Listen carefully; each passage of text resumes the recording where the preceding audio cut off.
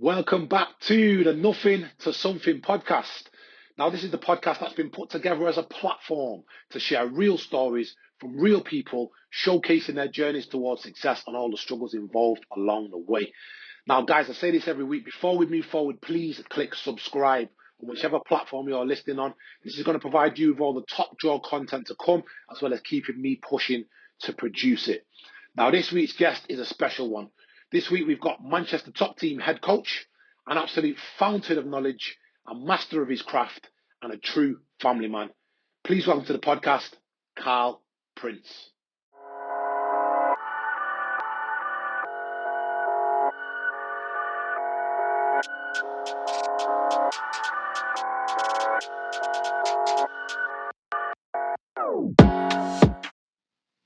Carl, welcome to the podcast. Yeah, thanks for the invite, Mark. Great to see you after a number of years, maybe a year or so. I've not seen you for now, mate. Yeah, probably a little bit more, but absolutely buzzing to have you on. Hell of a lot. I've got a list full of questions here, mate. I'm looking to get into inside that mastermind of yours and see what's going on behind the scenes. So, looking forward to this.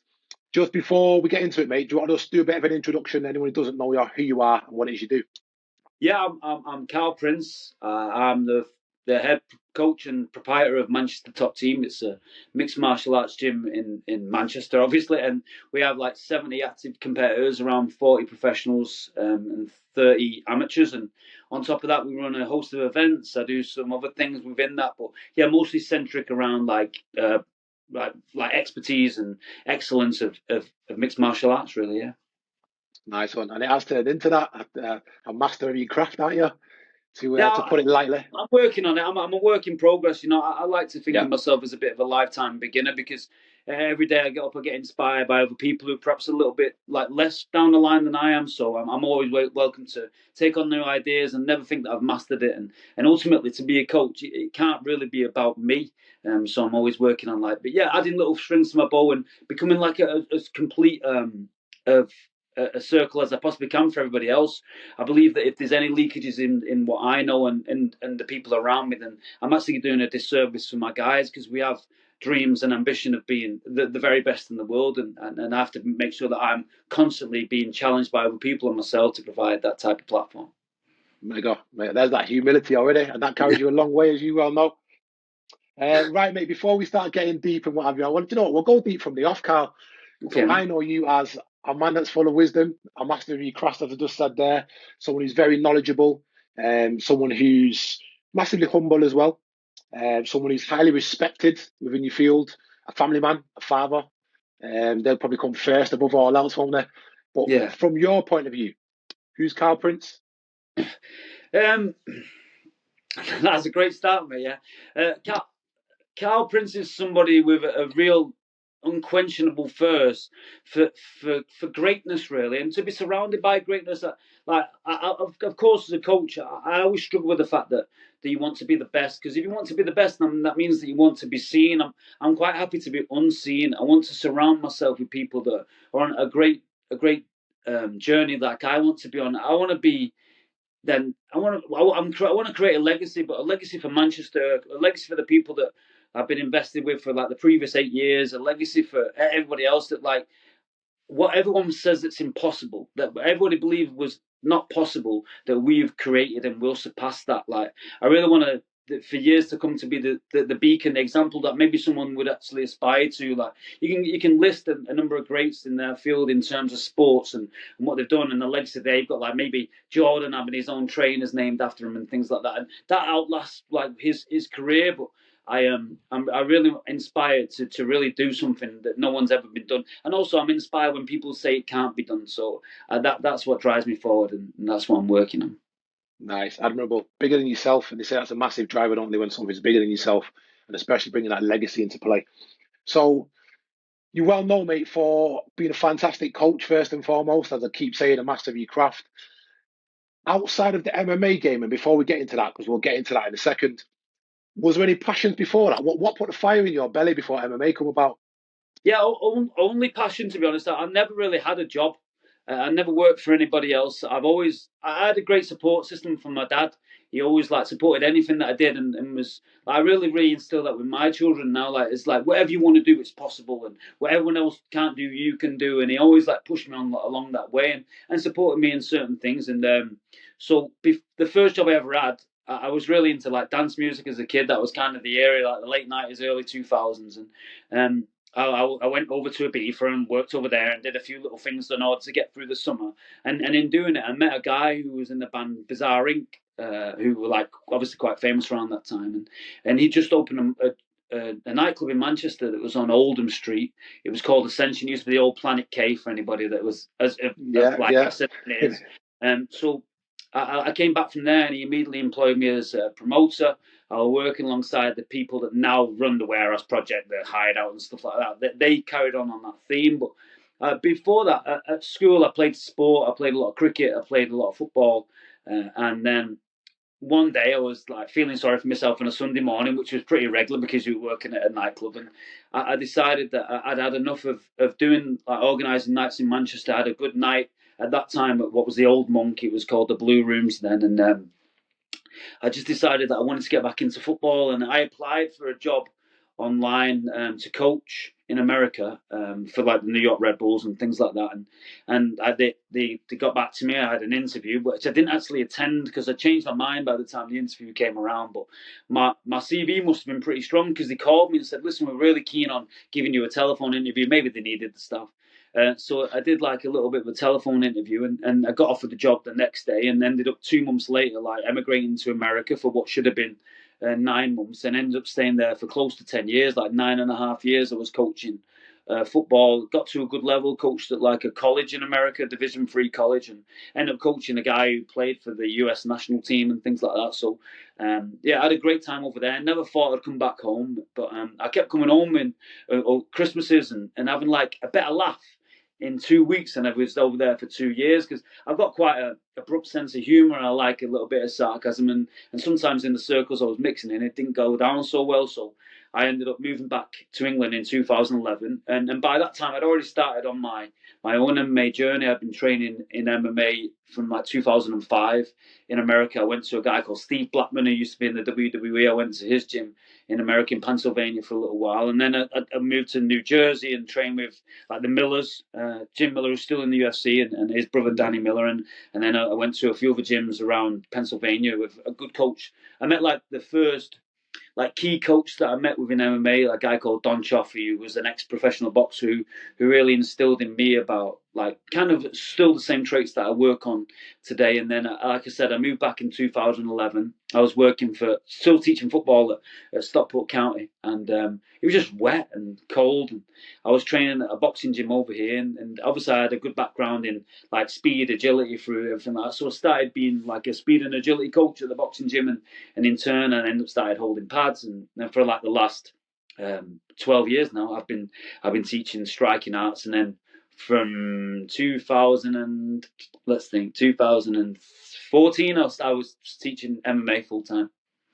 Nice. A natural progression through there. That's Yeah, just through impressive. passion. Like Yeah, my passion has always impressive. been football and music, and then I came into via like MMA.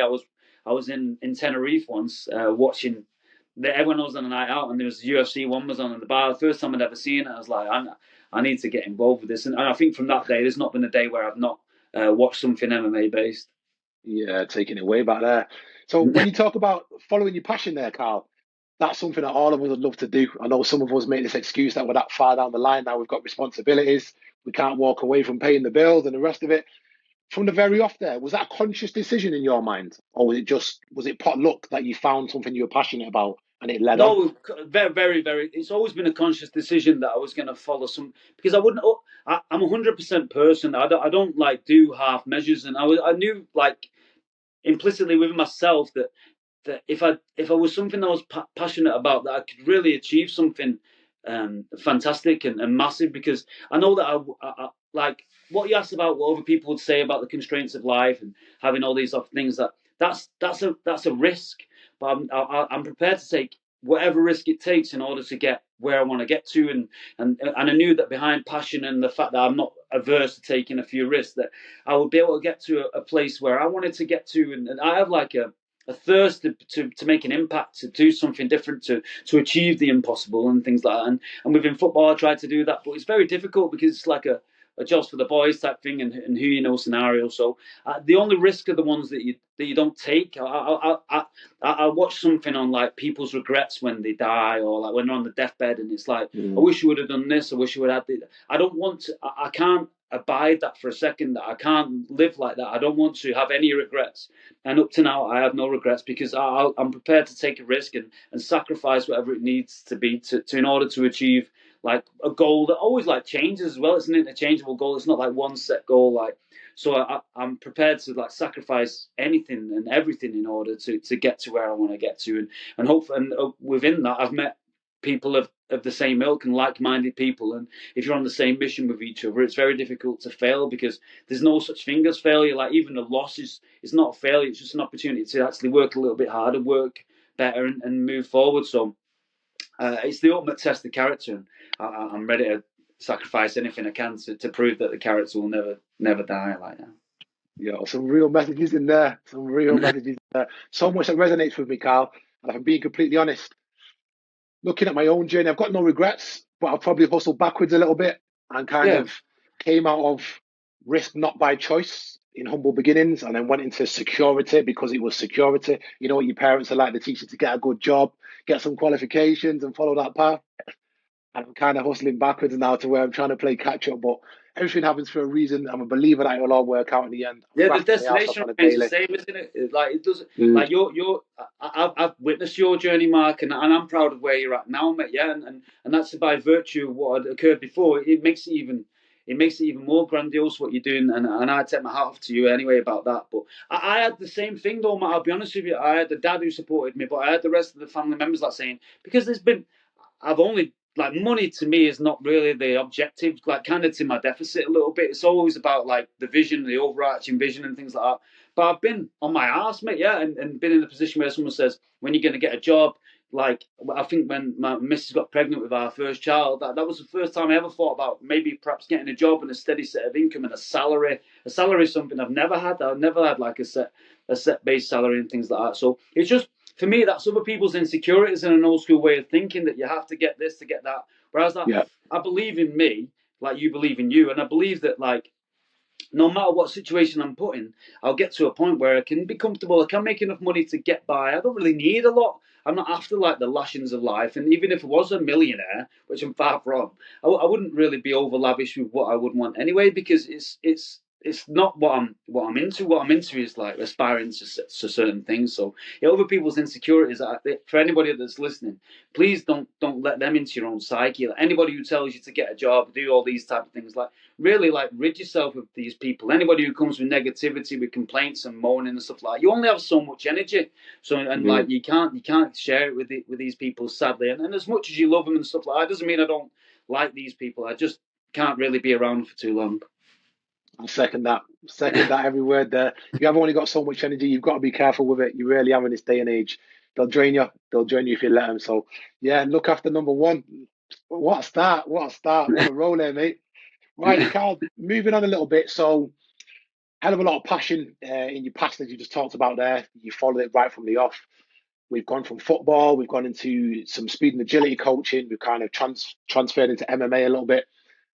How did we then get to Manchester top team? How's that come about? Um, this is weird, right? Because I actually like had a lucid dream about. I was always into fighting at the start of it, and the biggest gym was Brazilian top team. I remember, like, I was on a night out with somebody, and I actually brought up the words Manchester top team, and I said, it'd be great to have a Manchester top team. Honestly, this was 20 years ago, and I'd not even really started on my journey with an MMA. I don't think I'd even trained at that point. And then I remember, like, because I'll speak to some of my old friends from the past, and they'll bring up saying, you thought of this like 20 years ago, and I was like, well, yeah, in a roundabout way. But how did I get to it? It was very in a roundabout way. I was K Musa had a gym that he was active at All Powers in Stockport, and I was just coaching striking at that time with Martin Stapleton and a few other guys. I was just like a freelance padman, and I never really had ambition of having my own MMA gym whatsoever. And then I started like helping out at All Powers, and then I became like the main coach and things like that. And one day, my friend Panicus Yusuf, who I saw today actually for the first time in ages, I said to him, I'm thinking about getting my own place. I'm going to call it All Powers.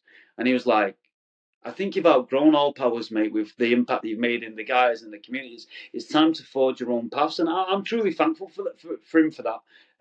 And then by virtue of my relationship with Brad Pickett and a few other people. So American Top Team's a gym in Florida that Brad used to frequent. And then he was opening Great Britain Top Team, which he has opened in London. But the plan was originally to open Great Britain Top Team North, and he was going to be South. But our gym was ready before his. Like, obviously, getting a property in London versus getting a property in Manchester is a little bit of a different conversation. So he asked us not to become Great Britain Top Team. So by virtue of that, we became Manchester Top Team, and that was 2019 that we started. So we're only 4 years on along with our journey, and it's been like a whistle stop tour of craziness since then. And it seems like life goes pretty quickly, but that seems like a lifetime ago now. It does. I can't believe it's only 4 years. I really can. I remember all the hype around it kicking off and around it getting launched. And what a testing time within history, not just within modern times, but within history, with everything that we know has gone on now, for it to be opening there just before what happened has happened. So credit to you. Credit to Yeah. all the people over there and all the team over there that have made it what it is. Just to put a bit of context behind Manchester Top Team now, do you want to just let us into a little bit exactly what it is? Who's it for? Yeah, Manchester Top Team is a professional amateur mixed martial arts team, but we obviously there's many arms to the business now. It's for everybody. I would challenge everybody that could make the life better by stepping through our doors, and that's not even from a biased standpoint. I think as a man, it's good to be able to protect yourself, protect your family. I think it's part of your duty, and then as a female, it's important to protect yourself, and as a child, it's important to get some aggression out and everything like that. We have a full spectrum of things that we offer. We have a school now. We have like a full-time school. I think we've got like 6 students now that are basically from outside education. They've been expelled by the mainstream, and they're with us full-time. And they do like 2 hours of classroom work, 2 hours of practical work with some of our guys on the mat as well, and get to have good mentoring from people who've walked down the wrong path and are now on a better path via mixed martial arts and other things like that. And then we have like women's classes. It's for everybody. Obviously, the mainstay and what's going to get the most acclaim is the success of our professional fighters and the active team. But we have a full cross section of everything now. I'm looking to even add more strings to the bow and open up to the community and become like a bit of a CIC, so people that are disadvantaged, have like some form of disabilities, can access the place and just. It makes my life better going there every day. So, and it makes a lot of people's lives better by going there every day. So it's open for everybody. Mega, mate. Honestly, mega wholesome. I didn't even know the things that were going on there. I like to think I'm a bit of a monk myself. I've obviously trained there for a while, but the schooling and the disadvantaged people getting involved and having an opportunity to wholesome as hell, wholesome as hell. So congratulations on everything that's going on over there. Congratulations on the growth and the magnitude of it after just 4 short years. Yeah. Did you foresee that when you opened it? Did you think, right, bam, we're going to the top, or did you kind of open it and let's see where we go? I, I only opened it so we could go to the top. To be honest, yeah. Yeah, I knew that I had like the thing that always drew us back is I always had maybe 5 A-star talents that I was working with, but we didn't have the bodies. We didn't have enough guys for them to train with, and I knew that the allure of going to like the bigger gyms with busy mats and a lot of people there, we were always going to come apparent and things like that. And I didn't open the gym to hold on to the guys I was working with. I opened the gym because we're all on the journey together. A lot of the guys that are in like household names now, we've been working for 8 years and things like that. I would have given up the gym to go and travel with them anyway, but it just happened that we could bring it back to Source and to Manchester. But yeah, we're not here for half measures. We're here to be the very best, and that was the goal from the outset, and all that, and so it's becoming. You know, I don't believe we're the best yet, but I know for a fact that we will be not just the best in the nation, which are probably if not we're very close to doing, but be the very best in Europe, and after that be the very best in the world, and won't stop until that occurs, mate. To be honest, and again, it's not just down to me; it's down to everybody else's commitment, and it's like a real collective feel. I don't know if you know, but we have like a collaboration with a couple of the governments from Africa. So we have some guys that were taken from areas there that we managed to get like visas for to come and learn and study in England and do some mixed martial arts behind it. And we just got a couple of guys from the Cameroon who are really doing well and making an impact within global MMA now. So it'll just be the start of something bigger again, hopefully. Yeah. Nice, nice, impressive. And you've just alluded to there, Carl, a little bit the fact that it's not just yourself; it's the whole team. It's in essence the culture that you've got there now. I've been lucky enough over the past 6 or 7 years to be in leadership or sort of leadership management roles where I've led teams. One of the primary things that comes with that is creating a culture and creating a vibe and creating that sort of that togetherness that ultimately will spell success for the wider team. How important is culture to you, and how have you gone about forging that culture at top team? Because as soon as you walk through them doors, you can tell it's like a brotherhood, sisterhood. It's one family, one team, one dream is the motto or the mantra that you live by. Yeah. How's that come about? Yeah, it's obviously difficult at times. You've got like some A type personalities pulling in different directions, and everyone's ambitious and things like that. But it's just like a collective consciousness. To be honest, it's we everybody wants like the one team one dream thing comes from the all working towards the same goal, and like some people celebrate. I really struggle celebrating things and celebrating wins, and I like commiserate a loss, but not celebrate a win and things like that because like as soon as we do well, like I'll give a speech at the end of every session about what's expected, what we're working on, other things like that, ask questions. But as soon as we do well, I actually shout at them more than when we didn't do well because I'm like, I'm not happy with good and everything like that. And everyone's instilling the same thing in each other. When I'm not there, it's the same. It's the same. Honestly, the same message is apparent, and people pushing each other to be the best version of themselves daily. We have an expression that we say rent's due daily. Like we have to pay our rent every day to just not for just ourselves, for each other. I say you have an accountability to show up for yourself, for somebody else, but show up with the right attitude and show up with like the right approach to your learning and asking the right questions and not being afraid of asking questions and asking questions of each other.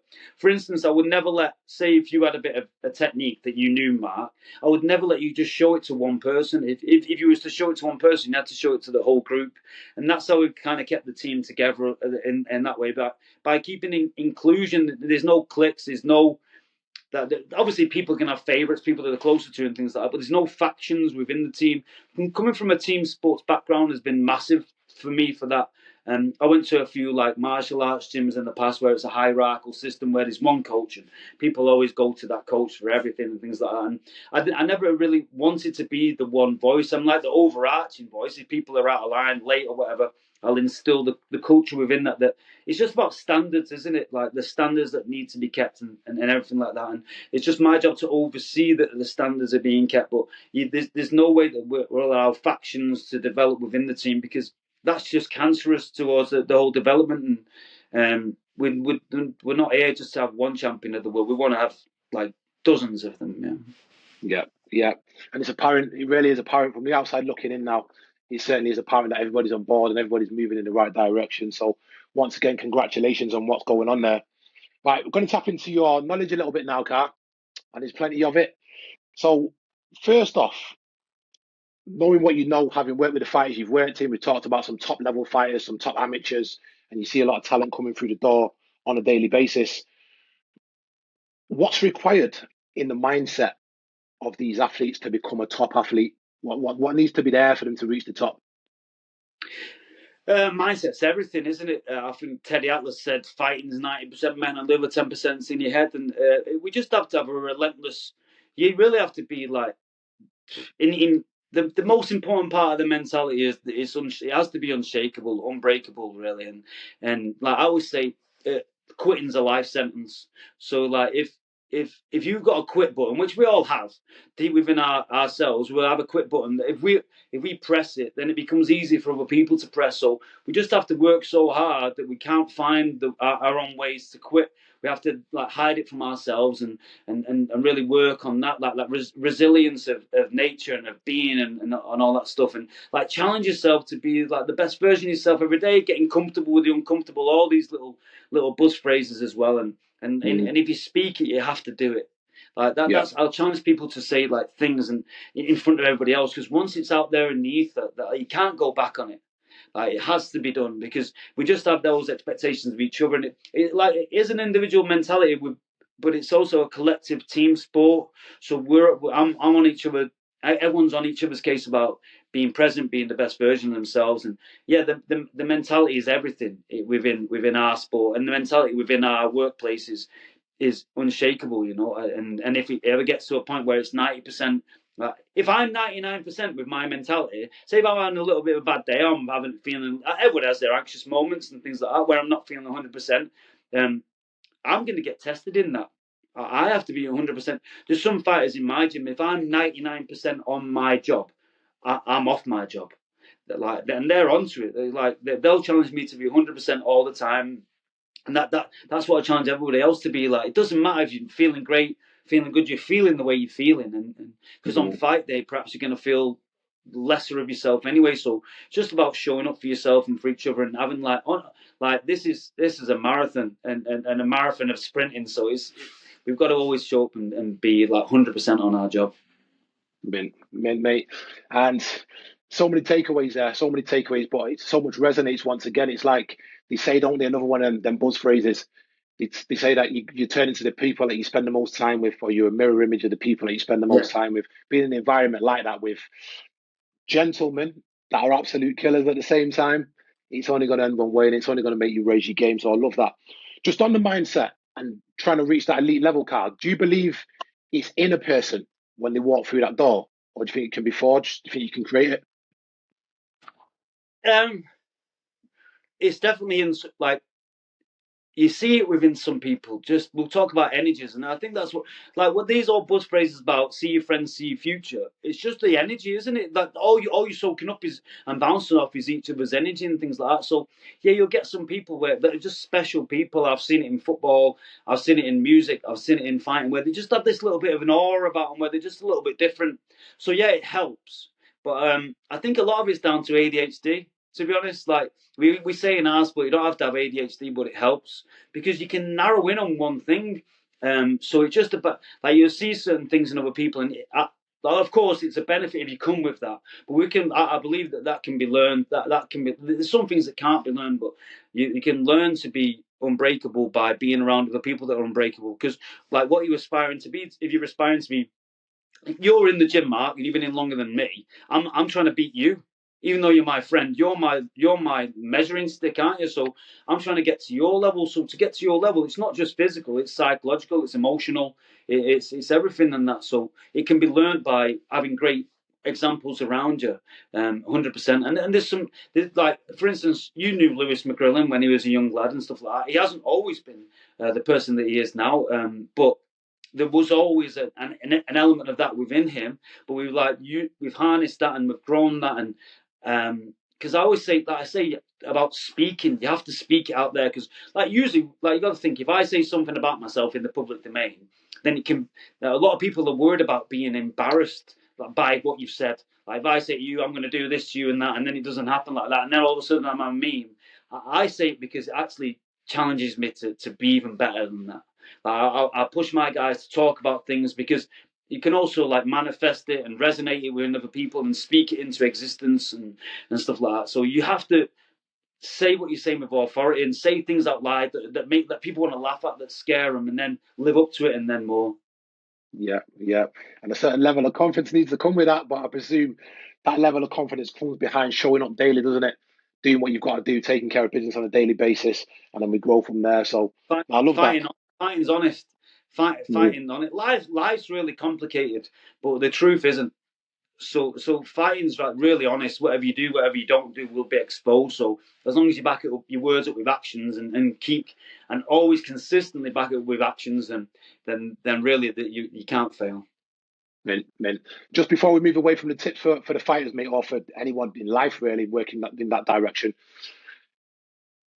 any more fundamentals? Anyone looking to make it to the top? Anyone's coming in now thinking, right, I'm going all the way. What needs to be in place? What, from a technical background or from like a mindset? Either. Um, just an understanding of who you are as an athlete and what your desires are. Like I said, being honest with yourself.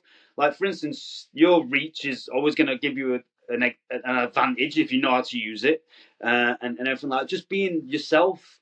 And also being the best. Like I'm never going to be the most explosive person in the world, but I'm going to be tough and I'm going to find ways to win and things like that. And like, understanding who you are as an athlete, as a person, what your intentions are, because intention is everything, isn't it? Intention is life. Like whatever I intend to do, I need to follow through with that. So I think like the fundamentals, there's constants in training that you need to do, the fundamentals, base, balance, posture, understanding where your body should be, and within striking there's a few other constants and things like that. And obviously within our sport, like wrestling is the level. Wrestling is like where you, if you can wrestle or anti-wrestle, you can then dictate what elements of the game that you're going to engage within. So like having a base in wrestling, and always understand that wrestling is going to be the most important martial art within what we're doing, and working on those things from a technical basis. But from a mentality standpoint, I always say to my guys, there's no bad positions. I'm only a second away from winning, and I'm like, because it's a 15-minute fight, isn't it? It's a long time to be fighting for, and I might be in a bad spot. And if I believe I'm beat, I'm beat. But if I believe I'm only a second away from improving position to get into a better spot where I can go in and impose my will and put the fight where I want it to be, and it's just that's the mentality of what I'm always trying to instill. Like, we're only a second away from winning. Here's just an opportunity to show everybody how good I am, rather than this is a bad spot. It's about flipping the narrative, isn't it? Like, there's no such thing as a failure or a bad position if I don't believe it's a failure or a bad position, because then I'm always working on turning that into a positive. And fight, like, that's what fighting is. I'm fighting for that. I'm fighting for the ascendancy. Yeah. Love it, love it. And there's so much, once again, there that transfers into life, regardless of what you're doing. It's all about your perception, reframing. Fighting is life. Fighting is just life, very fast, like very quickly sped up, and with lots of challenge, but with a bit more honesty, really. Because like, if I know more about my fighters than I do about my friends that I've known for 30 years, because I've seen them at the best, I've seen them at the worst, I've seen them win, I've seen them lose, I've seen them quit, I've seen them fail, I've seen them succeed. Whereas like a lot of your friends will only tell you what they want you to know. Especially if you're an after party at a kitchen, then they'll definitely tell you what you want to know. Oh gosh. Right, mate, let's get into you a little bit here now. So let's go behind the scenes. What's your why, Carl? And a why for me, I ask this question every time I'm on the podcast. A why for me is your driver. So what gets you out of bed when you can't be arsed? You talked about the fact we all have down days. We all have times when we don't feel like it. You're a little bit sick. No one's shown up. What keeps you pushing through the hard times? I'm just addicted. I'm obsessed by this. Like, I have my 3 daughters, and I like to come home and have a separation from the gym. But I'm very rarely thinking about anything else. I don't do anything else. My why is because I'm obsessed with this journey. I'm obsessed with being a better version of myself and being around with people that are going to be better versions of theirs. So, like, every single day, and like throughout my life, I'm fortunate now that I'm with like a bit of a different group that are challenging me in different ways and stuff like that. So my why is I want to prove everybody what they think is impossible is possible, and that's transferable skills for any part of life, and also to show my daughters that they can do anything they want to do if they put the mind to it. It doesn't have to be fighting. In fact, I prefer it if it wasn't. So like, I just want to show them that they can do anything. Like, anything is possible, and whatever anyone tells you is impossible, that's like, someone's going to do it. So why can't it be you? Without I don't like my father died just before Christmas of this year, and I didn't take one day off.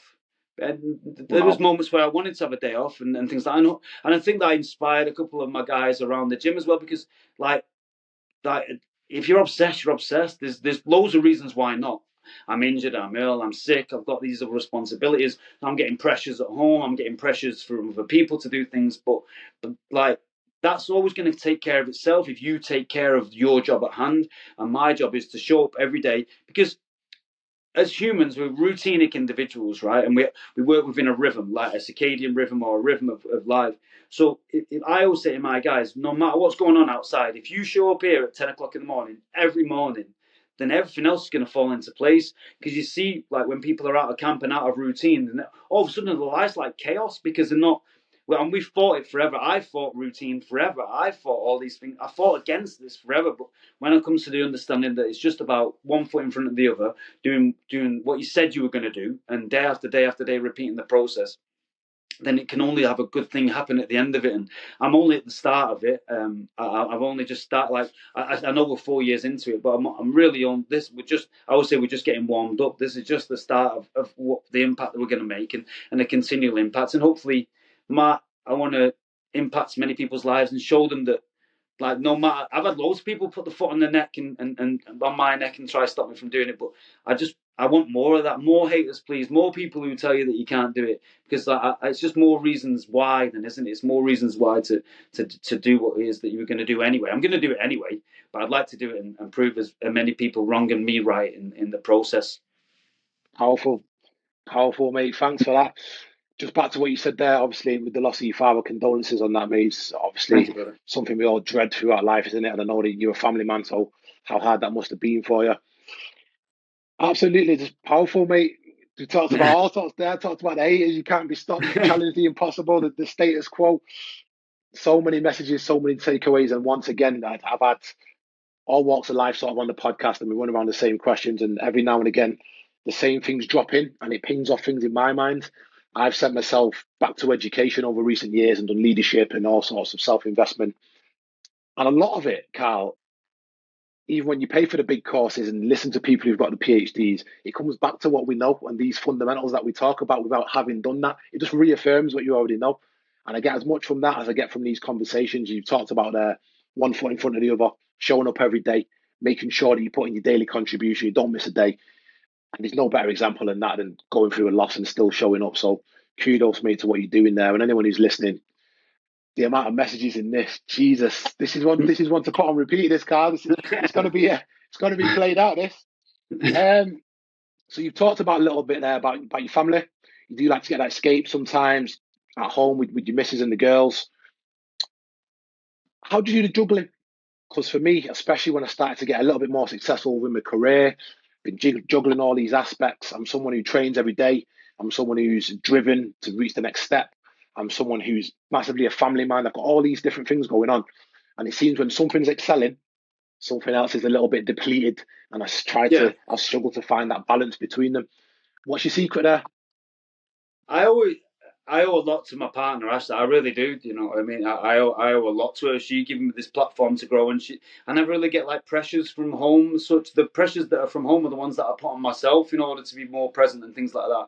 The way that I look at it is like this: I actually try to look through another lens. I try to look through their lens and put myself in their position about what their expectations would be from me in terms of like a balance and things like that. And I speak to other people about what they do, but I try to make sure that I want to portray myself in their eyes. Like I'm only as good as they see me, aren't I? So I have to be present for them and make sure that I'm finding that balance. It's very difficult, if I'm honest, and it comes increasingly more difficult with the more success that you have, because the road is the road. I've been, what are we now in July? I've been in a hotel like for 100 days this year so far, like working on this dream, and then the other days I'm at the gym. So I just always find time, and in order to like spread my time out. But honestly, I wouldn't be able to do it without Ashley's understanding. She doesn't like give me any stress at home. So the important part is this: it's like if you want to find people on the same journey as you, you've got to find people who want to go on the journey with you also.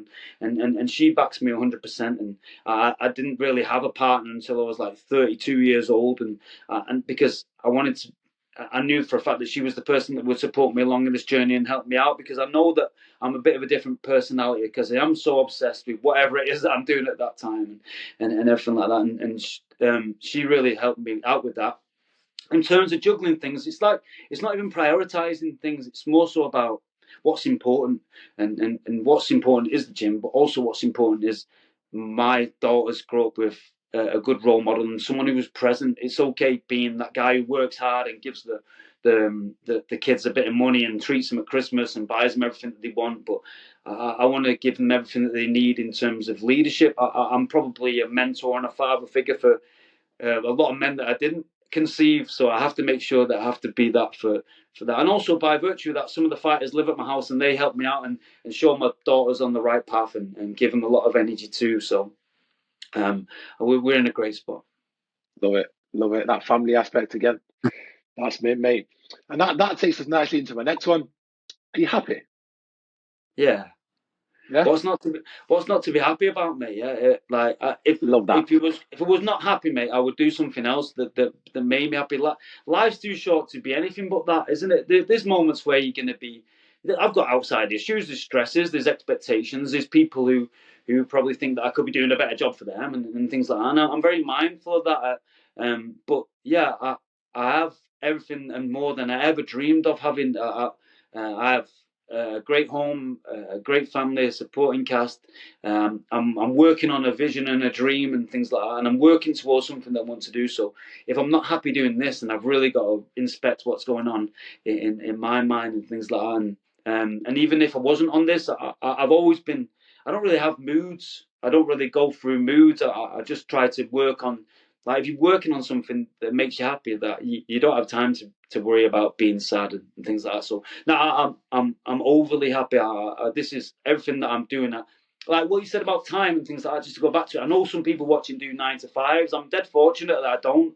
I set my own hours. Obviously, I've got to be at the gym from 10 till 12 every day while I'm in this country, and I always do that. But outside of that, I set my own hours. I do what, because I'm not driven by money as well. I do what I want to do. I'm driven by that. That my time is my time, and I divide my time as I want to use it. And obviously, I've got some expectations, but the expectations are to. I want to divide my time to be happy because you only get one go at this. Like you like going back to my dad. Like I figured out that this may be even happier at the end of it is because it's so final, mate. Yeah, the end of it is so final and everything like that. So that it's up to you, it's up to everybody listening to this and to me and to you, Mark, to make sure that everything you do is in order to do what you want to do, and the only risk is like not risking that. And I see I see some other people that are stuck, not stuck, but doing a job and earning a salary and things like that, and not happy and things like that. And like they're worried about losing something that's not making them happy. But in my opinion, you've already lost. Like as soon as something stops making you happy, get rid of it. Because like when, for instance, right, if your girlfriend broke up with you, you're gonna mourn that for a little while, with the worst thing that ever happened to you. But but usually after that, what comes next is something you never even thought about that's even better than that. And every bad experience I've gone through and everything that's happened to me in a negative way has actually made me more positive, given me more after it, and helped me grow. Like life's a big lesson, isn't it? And we're here to soak up as many lessons as we can. And the biggest lesson is this: if you're not on the quest for happiness, then you've already lost. So if you're feeling that way, then don't be scared of losing things. The risk is you've already risked everything else. Don't you got to risk the next thing to get to the next level? And yeah, I'm always happy. I hope to always be happy. Yeah. Love that. Love that. Makes me happy when people are happy. I must be getting old. I don't think I used to be like this. But the Yeah, older yeah. I get, I just like to see people winning. And that was going to be my last one, mate, before we get on to the weekly questions or the questions I ask each episode. But we're not going to top that. It was going to be towards a final message for people working towards it. But that, let's play that back a couple of times. And I'm already taking loads from that I'm going to go and implement and remember when I'm spending time on my life and what matters and things like that. And you've mentioned the freedom aspect there, and you're not driven really by money or anything like that. The older you get, again, I've realized that we're aiming for freedom. That's the goal. That's the prize. It's not about having loads of money and still working 12-hour days. It's about having the freedom to spend time with family and do what you want with your days and spend your times as you wish. So that's mega. Has that always been the mindset for you, Carl, out of interest? Or do you think you've grown into that with age? I think I've always known that my time's for sale. Like that's what you're just trying to buy your time back, aren't you? So that's the only thing that runs out. Your money keeps going. Ones and zeros, they keep going, and they'll be. And also, if you follow your passion and if you follow it to, and if you like committed, money is going to come anyway. It's going to be a byproduct of your happiness and your success. Is going to be money and things like that. And listen, no more apparent than now is the fact that you need to make money. I'm not suggesting that you don't need money and you can do all these things and everything like that. But if you're a driven person, you'll pick money up along the way. It'll find you rather than like you going to find it. It's like if you're going on a night out and you're looking for a girl, you seldom will get a girl. But if you're going on a night out and you're having a good time and you seem to be doing these things, then they find you. So I believe in the law of attraction, but just by going out there and doing what it is that makes you happy, driven by things and all the things that you need along the way, they will find you. You don't have to go in search of them. And so yeah, I think I've always been this way. Yeah. Love it. Love it. Right.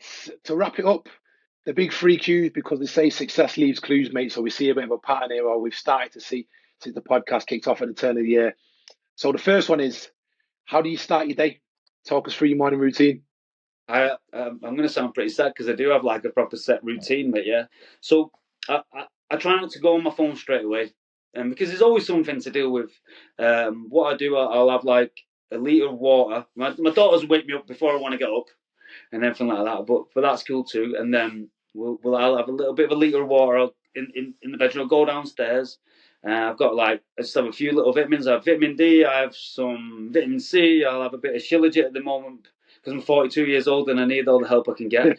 And then and then from there I might have a little bit of a coffee. Then I'll go through my messages, and then my partner and I will drop off the girls like I've got some twin daughters who are 3, so we'll take them to nursery. I'll take my daughter to school, and then from there she comes to the gym, and we've got like a cafe in there. I'll have a bit of a brew, and then from 9:30, I've just got a set routine. From 9:30, I'll pad somebody like one of the guys from the team. I'll pad from 9:30, 10 o'clock the session, and then anything else that happens after that is up to the day. But I just try to make sure that every day from my morning till midday, I do pretty much the same thing, because then I know that if I can conquer that, then anything else I get done after that is a little bit of a bonus. Spot on. Absolutely spot on. I'm the same. I'm the same. And it wavered for me in the past sort of 12 months with the addition of my youngest daughter, who's now 17 months. When you're getting 3 and 4 hours sleep, it has you off. But for the most part, over recent years, probably going on 10 years now, structure, early start, I know that if I get to 10 o'clock, 11 o'clock, 12 o'clock, and I have a shitter of a day, I've done what I needed to It's do. hard to pull it back. It's Yeah. hard to pull it back from there, Yeah. isn't it? Do you know what I And, mean? At least I've got a solid start and got something in the bank. So and there we honestly, you go. know, the days that I don't get to go to the gym, say I've got like an appointment or I've got to go to the dentist or whatnot. Honestly, I hate it. If I don't get to go to the gym between 10 to 12, like it like burns me. I'm like, it like really gets me down. They're the things at the moments that get me down. I'm like, I'm okay with it. I guess I had to miss today, but I'm like, I'll be sitting there thinking, yeah, but I missed so much. So just You're allowed a upset. day off. You're allowed a day off here and there. Right, next one, Carl. What percentage of the time are you on it? When I say on it, I mean contributing to something worthwhile. So it can be personal, professional, family, but just not wasting time. Um, do you know what I used to say? I'm never. I've not been bored for about 10 years. So I think that I'm always on it. I don't think that, like, I know what you're saying about having days off and these things, and I respect that and things like that. But I seldom have a day off.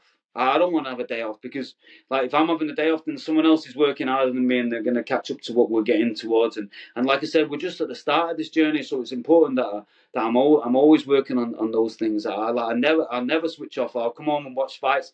I don't watch box sets and that stuff. Everybody thinks I'm right boring, mate. Yeah, but I like go to the gym. I teach fighting. I come home. I watch fighting. I match my guys with him fighting.